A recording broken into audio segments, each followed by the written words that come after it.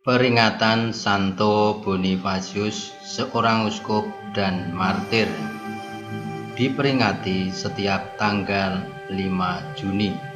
Santo Bonifacius sering disebut sebagai Rasul Besar dari Jerman.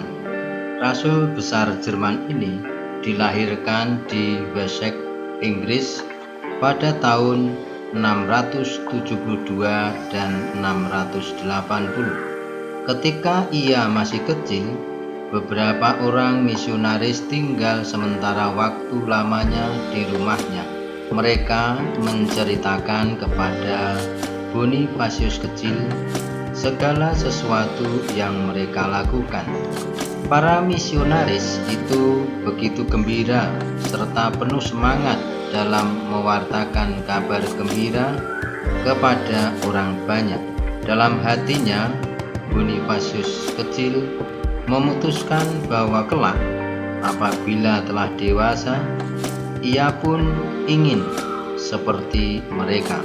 Ketika Bonifacius masih muda, ia belajar di sebuah sekolah biara Benediktin.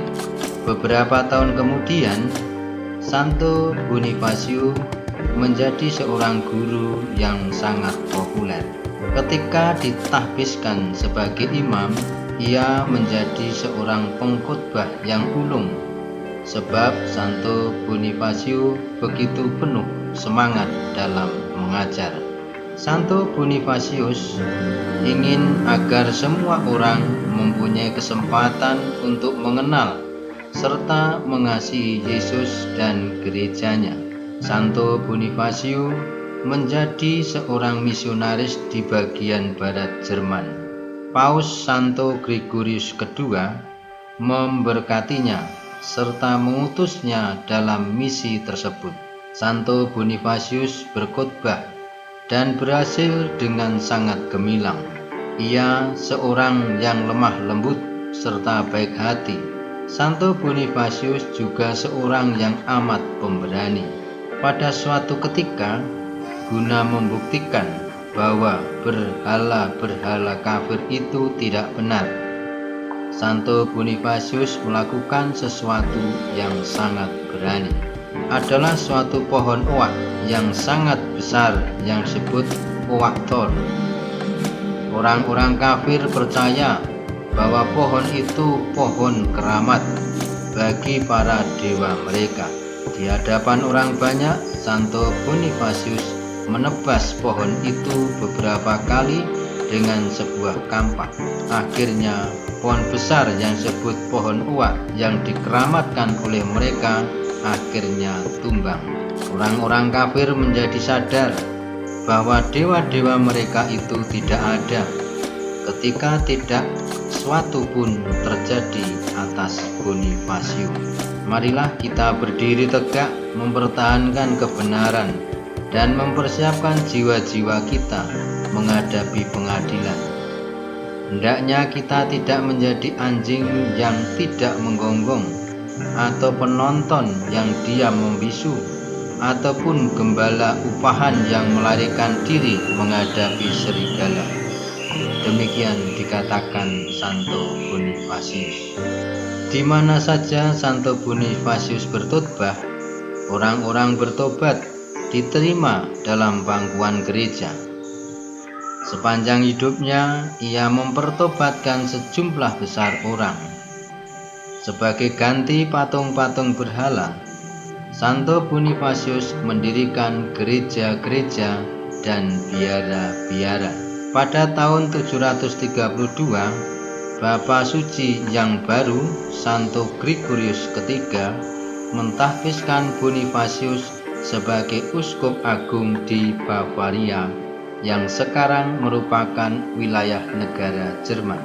Bersama dengan rekan-rekannya, Santo Bonifacius pergi untuk mengajarkan iman yang benar kepada penduduk di sana.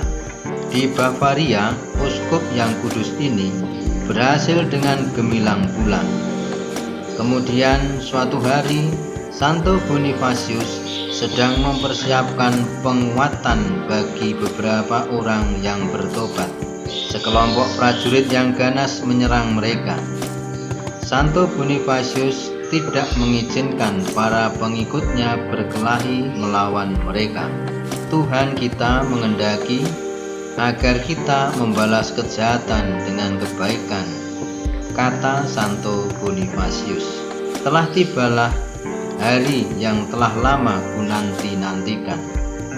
Percayalah kepada Tuhan, dan Ia akan menyelamatkan kita. Orang-orang barbar itu pun menyerang, dan Santo Bonifasius adalah orang yang pertama yang dibunuh.